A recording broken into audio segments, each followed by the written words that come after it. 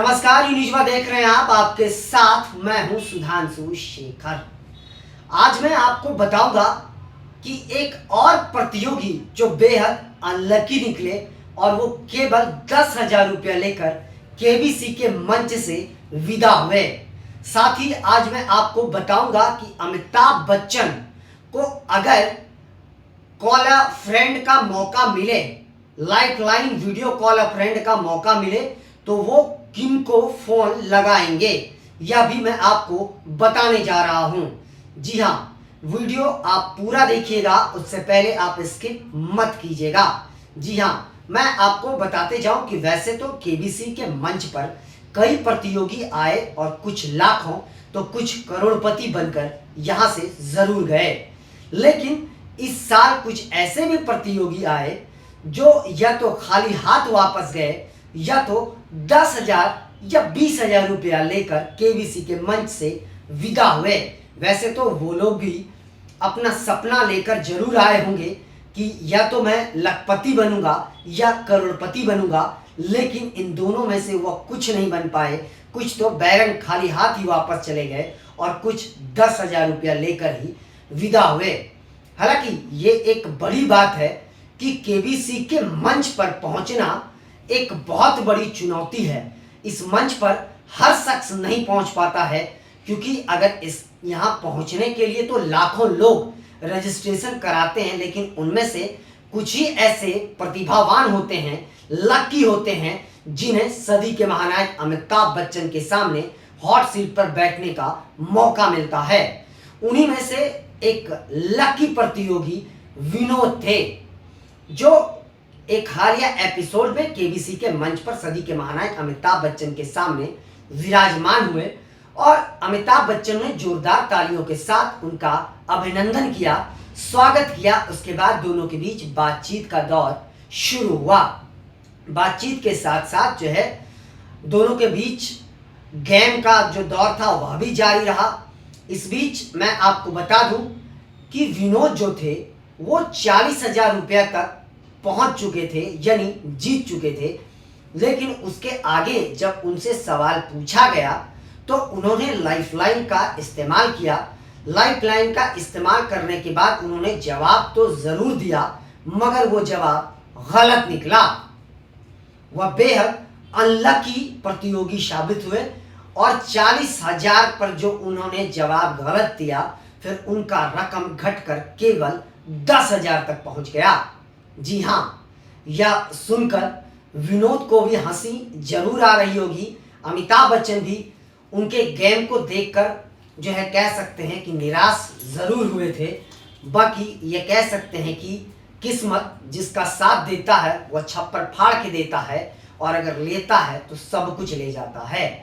तो शायद विनोद के साथ कुछ ऐसा ही हुआ कि वो बेहद अनलकी निकले और 40,000 रुपये के सवाल पर ही जो उन्होंने लाइफलाइन का इस्तेमाल किया वो गलत साबित हुआ। इससे पहले मैं आपको एक एपिसोड में बताया था कि केबीसी का जो है लाइफलाइन कब कब फेल हुआ है, यह भी मैंने आपको जानकारी दी थी। तो एक बार फिर से केबीसी का लाइफलाइन फेल हुआ और विनोद केवल 10,000 रुपया लेकर केबीसी के मंच से विदा हुए। हालांकि इस बीच दोनों के बीच जो वार्तालाप चल रहा था वह बेहद मजाकिया अंदाज में मजेदार चल रहा था, जिसका मजा वहां बैठे दर्शक भी ले रहे थे। अमिताभ बच्चन भी विनोद की बातों पर ठहाका लगाते हुए नजर आ रहे थे। उन्होंने विनोद से ढेर सारे मजाक भी किए, क्योंकि मैं आपको बता दूं कि विनोद की शादी 1 साल पहले हुई है। यह जानकारी विनोद ने अमिताभ बच्चन को दी। उसके बाद अमिताभ बच्चन ने उनसे उनकी पत्नी के बारे में पूछा। उसके बाद उन्होंने कहा कि अभी आप तो बहुत पहले से शांत लगते हैं, लेकिन शादी होने के बाद कितने शांत हुए होंगे यह तो मुझे पता नहीं। यह बोलकर अमिताभ बच्चन हंस पड़े। वहीं विनोद के साथ साथ वहां बैठे दर्शकों ने भी जोरदार ठहाका लगा दिया। उसके बाद विनोद ने कहा कि सर, मैं शुरू से ही ऐसा ही हूं और शादी होने के बाद भी वैसा ही हूँ। पत्नी मेरी तारीफ करे या ना करे, मुझे तो उसकी तारीफ करनी पड़ती है, और लेकिन हमारे में कुछ बदलाव नहीं है, मैं शांत ही हूँ। यह सुनकर अमिताभ बच्चन ने बोला, वाह भाई साहब, अच्छी बात है। उसके बाद अमिताभ बच्चन ने उन्हें आगे के भविष्य के लिए शुभकामनाएं दी और विनोद केबीसी के मंच से 10,000 रुपया लेकर विदा हो गए। विनोद के जाने के बाद हॉट सीट पर बैठने का मौका मिला फवाद खान को। जी हाँ, फवाद खान का सदी के महानायक अमिताभ बच्चन ने स्वागत किया। उसके बाद दोनों के बीच वार्तालाप शुरू हुआ और गेम भी शुरू हुआ। जी हाँ, इस बीच फवाद से जब पहला सवाल पूछा गया 10,000 रुपया के लिए, तो उसी 10,000 रुपये के सवाल पर ही फवाद ने लाइफलाइन का इस्तेमाल कर लिया। जी हाँ, इस बीच फवाद ने अमिताभ बच्चन से पूछा कि सर, अगर आपको वीडियो कॉल अ फ्रेंड लाइफलाइन का इस्तेमाल करना पड़ेगा तो आप वो कौन से 3 लोग होंगे जिन्हें आप कॉल करेंगे। जी हाँ, तो पहले तो अमिताभ बच्चन थोड़ा चौंके ज़रूर, लेकिन उसके बाद उन्होंने बताया कि साहब, मुझे अगर कॉल करना होगा तो मेरी पोती जो नाव्या है उसे मैं सबसे पहले कॉल करूंगा और उसके आगे मुझे नहीं लगता कि किसी की मुझे ज़रूरत भी है। इसके बाद अमिताभ बच्चन बताते हैं कि जब ये प्रोग्राम मैं घर पर बैठकर देखता हूँ तो नाव्या जब मेरे साथ होती है तो सवालों के ऑप्शंस आने से पहले ही वह जवाब दे देती है। सही जवाब उसे पता होता है, तो मुझे लगता है कि और मुझे किसी की ज़रूरत जो है नहीं पड़ेगी। नव्या ही हमारी हमेशा मदद करती है घर में भी किसी मामले को लेकर। तो अमिताभ बच्चन को नाव्या पर बहुत नाज है, बहुत भरोसा करते हैं और नाव्या वाकई अमिताभ बच्चन के साथ होती हैं। और अमिताभ बच्चन जब भी कभी किसी काम में फंसते हैं, घर में छोटे मोटे काम में, तो नाव्या अमिताभ बच्चन का साथ ज़रूर देते हैं। चाहे टेक्निकल मामला हो या टाइम काटना हो, तो अमिताभ बच्चन ज़्यादा वक्त नाव्या के साथ ही गुजारते हैं क्योंकि नाव्या से वो बहुत ज़्यादा प्यार करते हैं।